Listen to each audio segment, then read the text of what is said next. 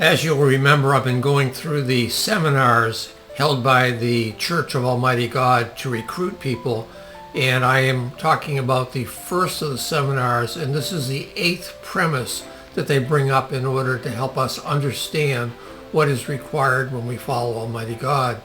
And it turns out that the incarnation, that is the coming of Yang, was absolutely necessary, because if Jesus had returned in the clouds, what would happen is that people would see Jesus and they would automatically behave better. So it would be impossible to sort them. So yeah, I know. So Yang must come back secretly, in order to be able to see people, and they wouldn't know that it was her, and they'd act like themselves, and therefore she could sort them. Well, there are several things that come immediately to mind in terms of why that might not be the case. The first is that we're told that it is appointed unto man once to die, and then the judgment. That's Hebrews 9:27. Likewise, in Matthew 25:31 and following, we talk about the judgment that is going to come at the end of time, not earlier than that. So the judgment that we're concerned about is a one-time judgment when everything wraps up, not judgment as an ongoing sort of thing. The second is we're really limiting God here. Can you imagine a God that has to actually watch you physically in order to know what you're doing and judging on the appearances of what you're doing? This is not the God of the Bible.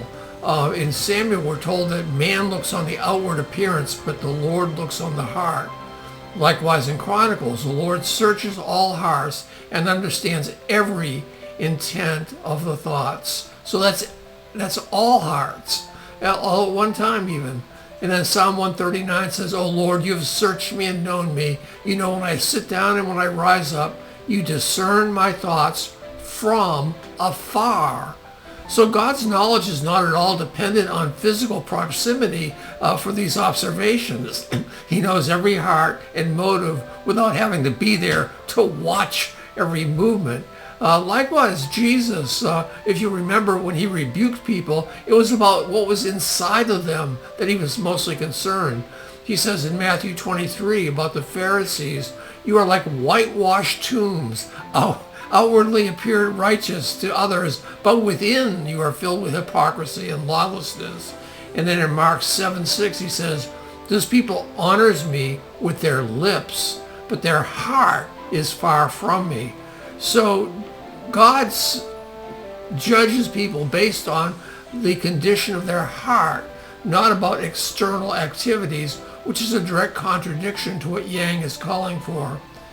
God indeed condemns superficial goodness and emphasizes that the heart is a true measure. So this is an interesting premise because it flies in the nature of what we know about God. It limits God to a particular spatial place. And then you have to ask yourself, what kind of God doesn't know what's in people's hearts? Or what kind of God doesn't know what people are doing everywhere from a distance? It's simply not the God of the Bible. The word endures, the gospel stands, Christ reigns.